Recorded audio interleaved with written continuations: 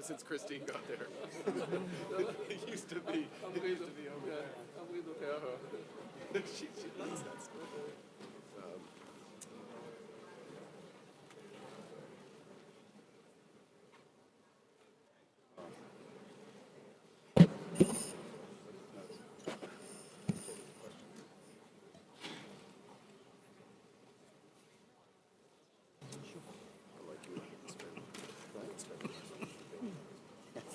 So I know. I've been through it. I think we're going to get started. Good. Welcome, everybody. Let's get started. The faster we can assemble everybody, the faster we can get into the questions. I want to welcome everybody here, and hopefully everybody is not too exhausted from these wonderful days and meetings we've had. Let me introduce everybody. I think everybody knows everybody. We're in a different order than I had, but to my immediate left is Joachim Levy, who's the Minister of Finance from the country of Brazil.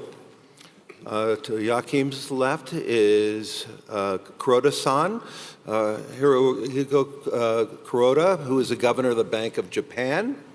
Then we have Benoit Cœuré, member of the Executive Board of the ECB, and I'm sure he'll have a lot to talk about today.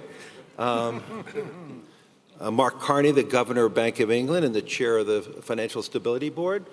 And to Mark's far left is Min Zhu, who is the Deputy Managing Director of the IMF, who's making sure we are doing what we say we all do and making sure we have an organized world. So I wanted to set the tone and talk about the world. And as I was reflecting on it, I was reflecting on this exact meeting last year. So last year, as smart as we all were, we never talked about oil. It was going to go down from 100 to below 50. I don't think we ever heard of the word ISIS. We didn't certainly talk about the Ukraine and Crimea. We were confident the Federal Reserve was beginning to tighten. And I would say the overall tone of the committee, of the group, and also the mood at Davos was that Europe was healing very rapidly.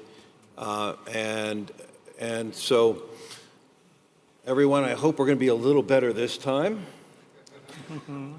And I would say coming into this session, it is my observation, there's quite a bit more pessimism throughout the whole session this time from last year. So, as I said, last year we came away very positive. I think in some cases that was probably true, but in many cases, obviously, it wasn't so. So, with that set up, and we're going to go and talk about the world today, but I also want to bring up the world with technology and how we navigate that as finance ministers, as governors of central banks, and as the IMF thinks about it. But before we do that, let's go talk about some of the most pressing issues of the world today and the events of this week. So Benoit, let me start with you. You had a busy week.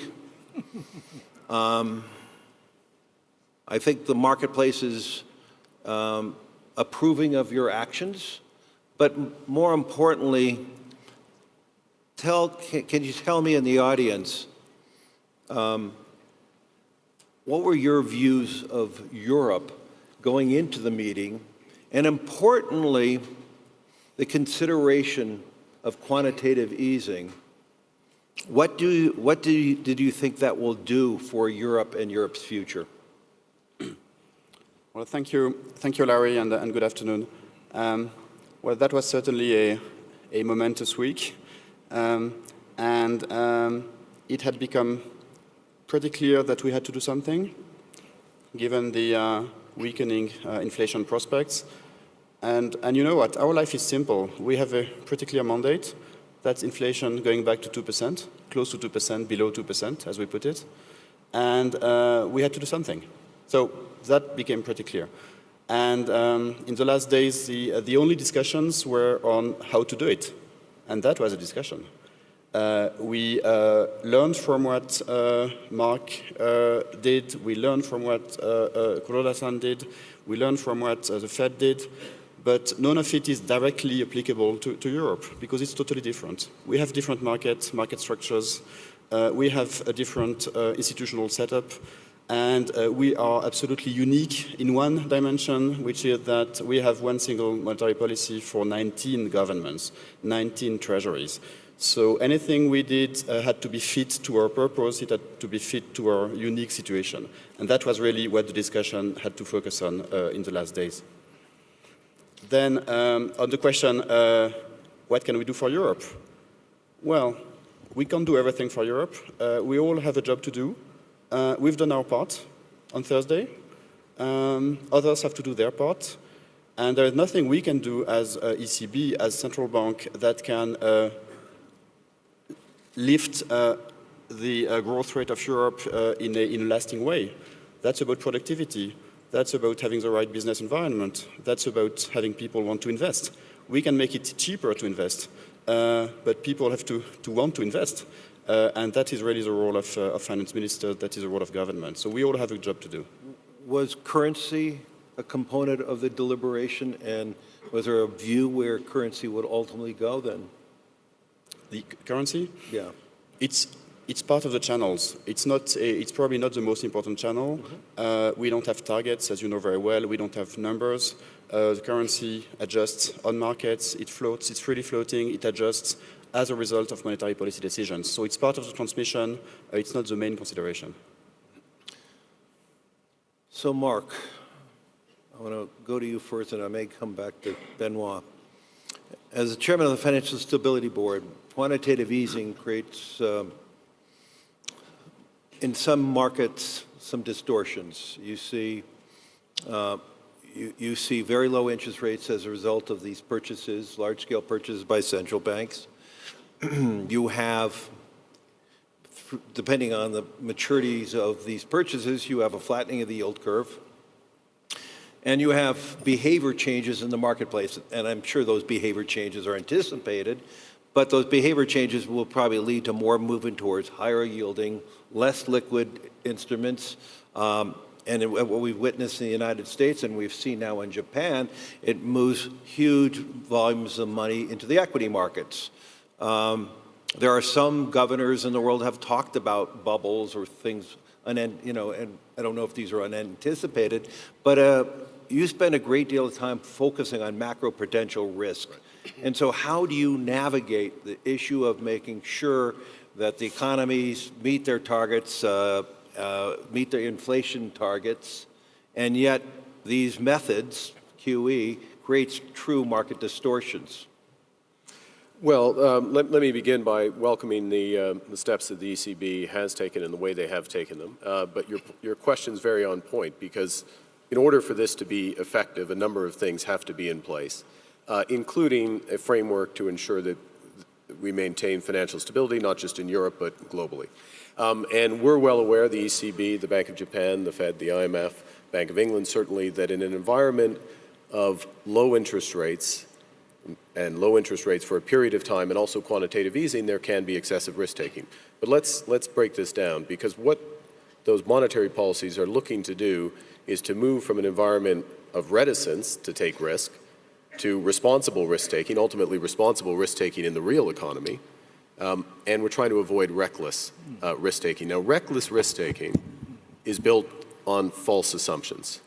There's a few potential false assumptions. The first false assumption is that there's a central bank put. That the central bank will always and everywhere be there to protect against downside moves in asset prices of any type, first point. Second point, and the second false assumption we're particularly concerned about, is an illusion of liquidity that has existed in a number of financial markets. Now, I would say that illusion of liquidity is gradually being disabused. We've seen over the recent months a series of jump to illiquidity, if you will, including in the most historically liquid markets, such as the U.S. Treasury market. October 15th. So what are we doing to reduce financial stability risks in this environment of appropriately loose or appropriately accommodative monetary policy. First and foremost, it's about shoring up the core of the financial system. In other words, the major banks that are at the core of the financial system. It's why we increased capital 10 times, capital requirements 10 times. It's why the European authorities went through the AQR and the stress test and ensured that the 125 largest banks at the core of the European system are appropriately capitalized. It's a much better transmission mechanism, but they're also better protected in these bouts of illiquidity. And I will say in my roles as Governor of the Bank of England and Chair of the Financial Stability Board, I can get daily position, mark-to-market position on all the global banks, and in these bouts of illiquidity, the losses, when there have been losses, have been very small. So the core of the system hasn't amplified this illiquidity. The second thing we're looking to do is to reduce the amplification channels from the core of the system out. 2 points, and I'll end with this. The traditional channel, the channel we all lived through in 2007, 2008, 2009, was through securities lending markets, repo markets, and straight securities lending. Bouts of extreme illiquidity. Haircuts go to the moon at the same time that VAR goes up. Sorry to be technical, but that's the dynamic at the core. So we put in place, through the Financial Stability Board, the major central banks, major authorities, minimum haircut requirements which will dampen those ups and downs. The big question for us now, and includes your institution, number of institutions are here and watching, is what about liquidity cycles that come from those fund managers that actually don't have leverage? They do maturity transformation. It's 35 trillion plus of daily liquidity. Mutual funds, I'll simplify it, mutual funds or UCITS, those types of firms that have daily liquidity but actually invest in relatively illiquid securities. How do they manage their liquidity?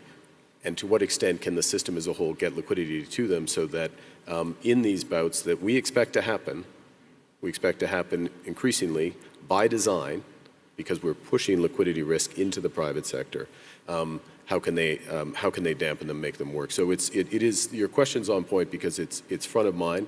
We've taken the first major steps, which is why it is appropriate, not just for monetary policy reasons, but for broader financial stability reasons, that the ECB has acted as they have this week. And I could ask this to Benoit or you, Mark. In some chance, there are some people who believe that QE it creates more issues, social issues in society because there are big winners and big losers. Those who have capital in financial assets are generally big winners, and those who don't. And so it creates a greater fragmentation in society. Do you have a view on that, either one of you? Well, I think that's a very deep question. We know that large-scale asset purchases entail risks. As Mark said, it entails financial stability risks. And on that front, I can say that we feel safer now that we have single supervision. And it's not me doing supervision, by the way. It's separate within the ECB. It is Daniel Nui and Sabine Lautenschläger. And they're great, and they're great because they're tough. And they will be tougher than their predecessors. And if we have tough supervision, we feel safer to have loose monetary policy. And it also entails risk, as you said, the risk to widen inequalities. We have to be extremely mindful of it. My answer would be that the best way not to increase inequalities is to have good policies to support the poorest and to create jobs at the lower end of the wage ladder, at the lower end of the skills ladder, because these are the ones who are unemployed. And in the case of Europe, that is mostly structural. That is mostly about making labor markets work better. So if we make labor markets work better in complement to large-scale asset purchases, then you can have the best of both worlds. You have expansion, and you don't increase inequalities. So Benoit, should we expect to see a more vocal ECB related to those items and importantly, talking to the finance ministers of the various countries on those mechanistic ways of improving inequalities within those countries, more reforms? No, we'll certainly speak our voice. We'll start on Monday, actually, in Brussels. There we go, Monday. Where we have the Eurogroup meeting. and this will certainly be the discussion. But that said, it's not a bargaining. It's not a quid pro quo, obviously. And as I said, we all have a job to do. We do our job. They do their jobs. Let me make a very basic point. All monetary policy has distributional consequences. Yes. We lower interest rates, it benefits debtors, people who owe money, at the expense of the people who've saved money. Yeah. And I can assure you I hear from savers and understand that. I do. Absolutely. The point here, and it was a point in the US, point in the UK, that one of the biggest distributional issues is the risk that people are unemployed for too long, they become detached from the labor market, they lose their skills, so-called hysteresis. So there has been a race against hysteresis. In the UK, where we've created over 600,000 jobs in the last year, where the unemployment rates dropped down below 6%, where wages are starting to pick up, we're winning that race. To the extent you can from a monetary policy perspective, but there are profound other policy issues that are necessary, and they interact with I think your last topic on technology to make a real difference. So just to summarize, monetary policy always has distributional consequences. There are broader policies that have to address them, and they can be redistributive or structural more broadly, and we need to recognize that. But if we don't get the basics right, we're not even in the conversation. Let's hear from Min related to these issues, because these have big consequential issues for the IMF. And so how do you think about these issues? Yeah, the first issue is I would like to say we welcome ECB's decisions. When we talk about ECB's policy, we talk all these consequences, right? But the key objective is create a space for structural reform and for investments for growth, as Sabine mentioned. I would like to re-enhance that point. I think this is absolutely important. I think the European is in a good position today because we have more monetary space. We have a little bit of fiscal space because the oil price is so low. So it's absolutely important to leverage the opportunity to move forward the structural reform. And so much talk about structural reform. I don't want to repeat anything. But I want to mention one thing, as is investments. If you compare today with 2007, the investment share in GDP in Europe lost 5% of GDP. Right. This is a big gap. If you lost 5% of GDP investments in 7 years, how can you have a strong growth? This is not including infrastructure investments. It's more today, it's investments in knowledge economy, investments in long-term R&D, investments in innovative SME. I think this is all European needed. So I will emphasize when we think about the monetary policy and we think about the QE, I think that we need to carry out firmly on the structural reform and the investment projects. Now, I fully understand it's not easy because it's not easy to go through the political process to the structural reform. But the great challenge call on the great leaders, right? I think this is the moment. Either the history choose the leader or leader change the history. Well, we first have to educate the population in voting in the right leader to do that then, right? That's exactly, but it also depends on the proposal. Yeah. Let me turn to Kuroda-san. You've been very bold in your actions, and you've been consistently bold. I'm still looking for the third arrow, so if anybody in the audience has it. Sometimes I feel like you are one of the most lonely men in the world because when you started this ambition plan, I assumed we were going to have more support, like what Min was talking about in terms of policy. So, where is Japan versus where you thought Japan would have been after this two-year program? And where do you believe this third arrow will begin, and how successful will this become? Yes, thank you. But before going to Japan's situation, maybe let me say one thing about the global economy. As you indicated at the outset, some pessimism prevailing in Davos this year, I think it's a bit exaggerated because I think two good factors which could boost the global economic outlook in in the next couple of years, we have to carefully assess. One is, of course, a substantial decline of oil prices. I mean, 50% oil price decline could accelerate the global economic growth in coming years. The next factor, positive factor, is, of course, a big decision by ECB. This QE is certainly quite significant with somewhat open-ended nature, and that would greatly improve the world economic outlook, because after all, the Eurozone is the biggest economic unit in the world, bigger than the US. So these two factors, lower oil prices and big decision by ECB, could further improve world economic outlook. I think. Currency, too.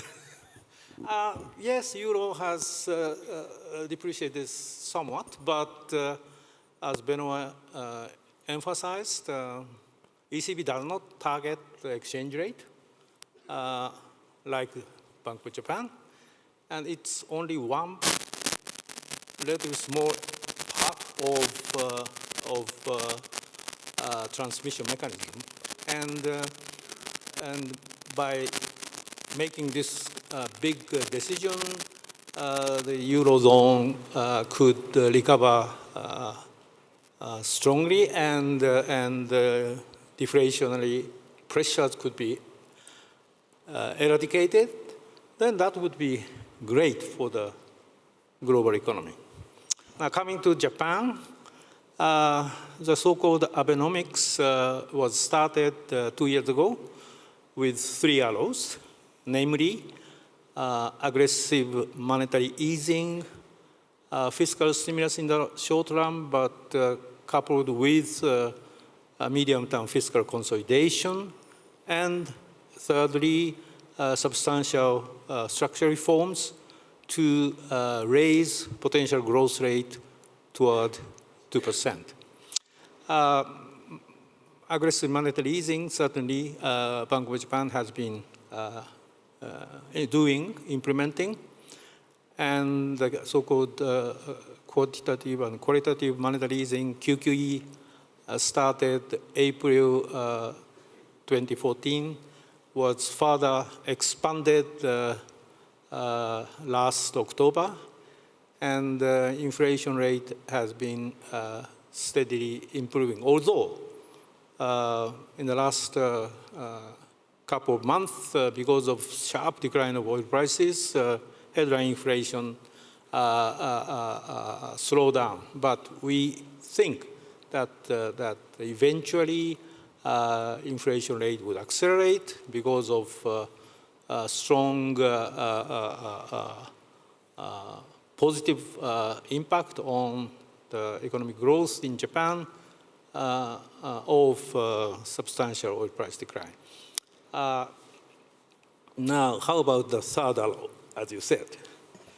Actually, there are many things done, although there are a few which have been very noticeable. One of them is substantially increased female labor participation ratio. In the last 2 years, women's labor participation ratio increased by 3 percentage points, reaching the historic high level.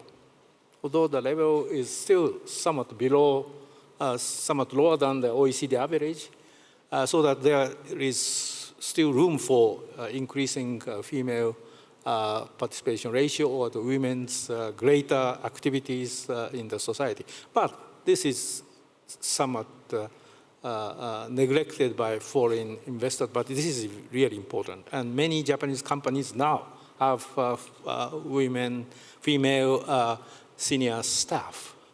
And foreign workers, foreign talents, the government last year decided to relax visa policy for construction workers. And now the government is likely to further relax visa policies for talent, foreign talents, experts in other sectors where labor shortage is quite acute. Labor market reform also is a big issue. TPP could ignite the Japanese agriculture sector and also the